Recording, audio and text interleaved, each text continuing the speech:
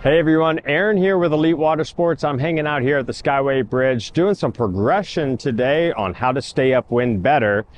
Now this is for sure the holy grail. It's what you guys have been longing for after all these hours. But hey, this video isn't just for the beginners. Intermediate riders can actually critique themselves and improve their skills by watching this video.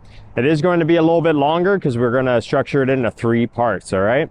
Those 3 parts are going to be separating how to distribute your power through the kite, through the bar, and through the board, okay? So stay tuned, sit back, relax, and enjoy the video. So how do you stay upwind, right? We have to realize that there's 3 variables, okay? We have a kite, and that's going to be your positioning on height, okay? And then we also have our bar, and then we also have our edge control, okay?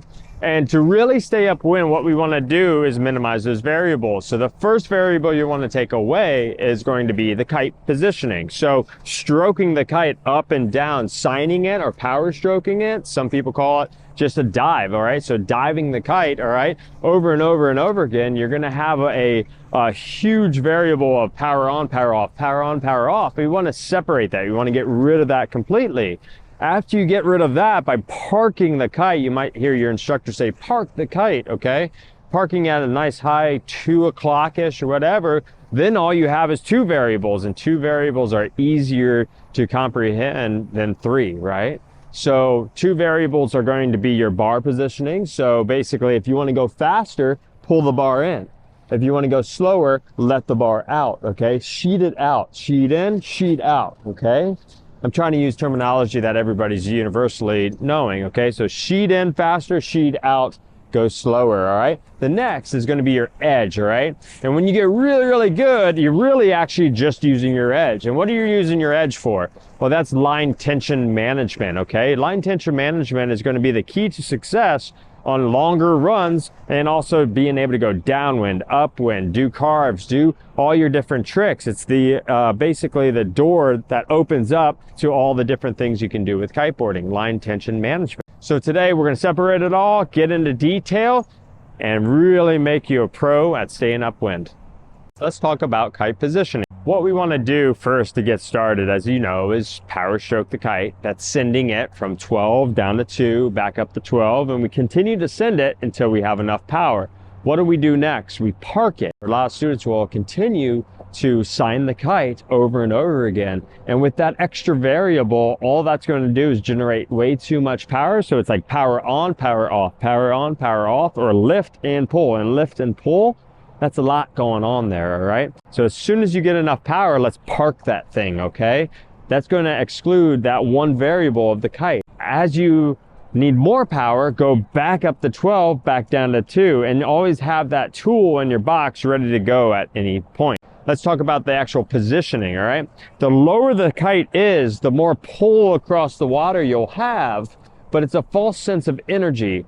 In order to go upwind, you need to have that kite lifting you up out of the water. It'll actually lift you and make you more efficient. And guess what? More efficiency, better upwind. So as you get going, you're going to park that kite and you feel that sensation of lift, bring it up a little bit higher, maybe like 45 degrees, a little higher than that, 50 degrees. We also can say like 130 or so. When it's up that high, you're going to have that lifting sensation and it's going to lift you into the breeze, and we want to park it, leave it, forget it, okay? That's going to exclude one of those 3 variables. Bink, gone, all right? Now we only have 2 variables to worry about. All right, guys, so we have just gotten rid of one of those variables, all right, out of the 3. That's your kite positioning. Now what we're going to do is focus on your bar throttle, right? So as you sheet in, you're going to go faster. As you sheet out, you're going to go slower.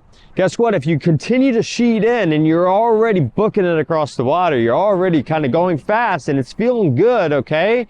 But guess what? You're going to start speeding up. If you don't sheet out, your angle is going to peel off downwind. That's not good. You're never going to stay upwind. Although that kite's parked, it's stationed, you know, it's not going anywhere. But if you keep on sheeting in as hard as you can, you're just gonna peel off downwind unless you're like a pro wakeboarder, okay?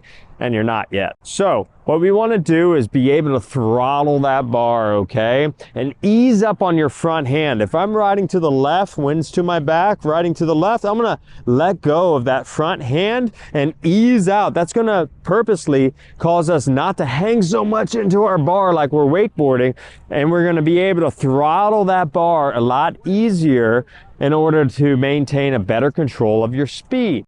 After we're starting to master that, you can go for that final perfect stereotypical ride of letting go of that front hand, going in for that really cool hand drag and streaming across the water. And man, there is no better feeling than that, okay? As you're doing that, it's not just to get that sensation. Guess what? You're reaching so low that, look, your body is opening up and into the breeze. Now you have the wind facing you. If you're facing the wind, the board's gonna go with you. You're gonna go upwind, all right? So it's a real nice, easy way to kind of relieve that tension by loosening up that front hand, and now you can not as strong with just one hand, and that'll ease up that power. Open your body to the wind, go for the hand drag, and boom, straight upwind, okay? All right, everyone, the last and final variable of how to control your upwind angle and also your speed, that's going to be edging. The board has a lot to do with it. And as a beginner, what you've learned is that if you edge too hard coming right out of that first dive, you're going to suck all the energy out of the kite. It's very important to kind of go with the kite as you're diving it downwind, and then just set your edge to start going upwind, all right? Now, if you edge too hard, guess what? You start slowing down. And what I want you to do is experiment with doing some carving turns. Just don't lock it and set it and forget it. Do some carving turns to learn that if you flatten the board a little bit, you'll actually start speeding up again, all right? If you edge harder and harder and harder, you'll suck all the energy out of the kite. And what I do, and what I advise you to do, is as you're riding, look back at your bubble trail. See what you've been doing. What angle are you achieving? Where have you gone? And you might see your bubble trail kind of weaving back and forth like an alligator, right? Or you might see it really straight and start to arch downwind, okay? So have some situational awareness. This is the next level of development, is knowing where you've gone and where you're going, okay? Learn to look back, see what's happening, and to kind of adapt to those conditions and see what you're really trying to achieve, all right? Okay, so just a recap on it will be edge harder, you're gonna probably slow down. Edge a little lighter, flatten that board out, go downwind, you'll speed up, and this is all about line tension management. That's exactly what it comes down to, all right? So enjoy these 3 different things that's gonna help you go upwind. Enjoy the video, and make sure you like and share to our YouTube channel to keep us motivated to keep these videos coming, and share it to the rest of the world. This is Aaron with Elite Water Sports out here at the Sunshine Skyway Bridge.